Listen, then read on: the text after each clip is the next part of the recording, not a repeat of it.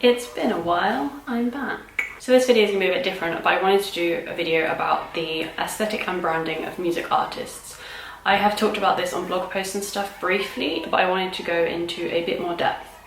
Plus, the 1975 did a video, I think with Radio 1, I will link it below, where they talked about their aesthetic and the different eras and how that progresses through time.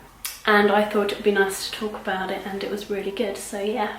So the 1975 are a perfect example of how it can be done brilliantly, and they've had a creative director on board since, I think they said, since their first video had like 200 views on YouTube. So they've worked together closely with the creative director the whole time that has worked with them to establish their aesthetic, develop it, and make sure everything sort of stays on brand.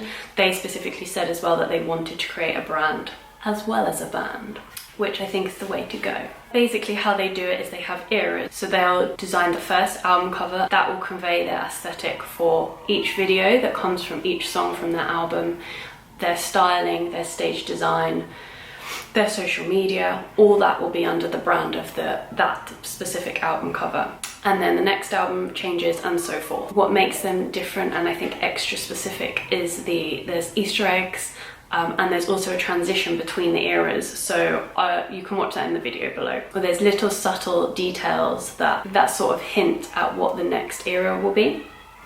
It's very clever, it's wonderful, I love it so much. Taylor Swift also does this amazingly well. I will put up some things on screen of her different eras, Reputation era, Me era. They're so vastly different, but they work and everything is aligned within that aesthetic, and it's just so well done. So obviously I think it probably works differently for each artist. I know the 1975 have a single creative director they work with closely for these things, and Taylor Swift I imagine has a massive team, but I think these things get lost with smaller artists, and I don't think they should. I think that a lot of how I see it from the UK specifically, I don't know about elsewhere, is that sort of smaller bands and labels are so worried about selling out or being contrived or being too commercial that they lean right back from doing anything like that visually.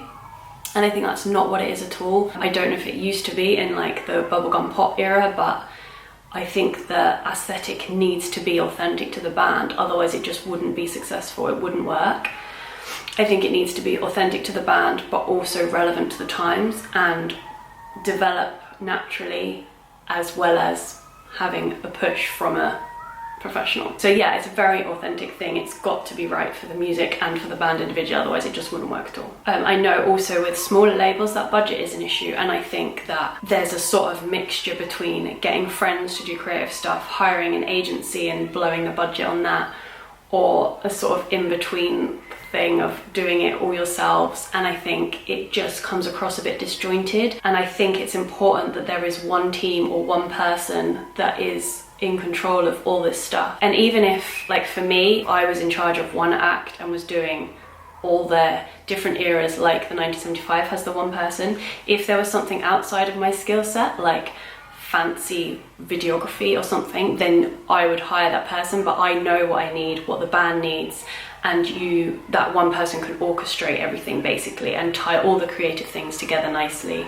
and it just looks so much more professional, and it will just help the artist so much more. Also, I think when you hire an agency or something similar, they're not invested in the artist. It's another brief, it's another job, and they do a great job. They're very, very specialist and very good at what they do. But I feel like it would benefit the artist and the label more to have someone truly invested in the artist, and to know their fans inside out, know them inside out, know the progression or where the progression with the visuals could go in the future. So yeah, I just feel like there's some improvement that can be done in that area for smaller artists and smaller bands.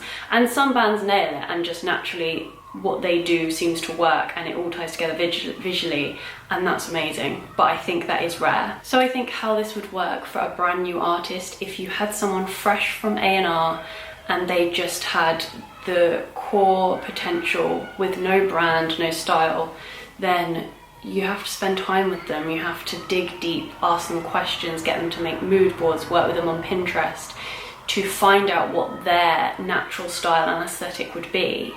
and develop a concept from there. It's got to be natural, it's got to be their preferences, it's got to be what suits them and what they feel comfortable and confident in, and not just clothes, with any kind of look, with any sort of social media visuals, graphics, content, like it's got to come from them. They've got to love it, otherwise it won't work.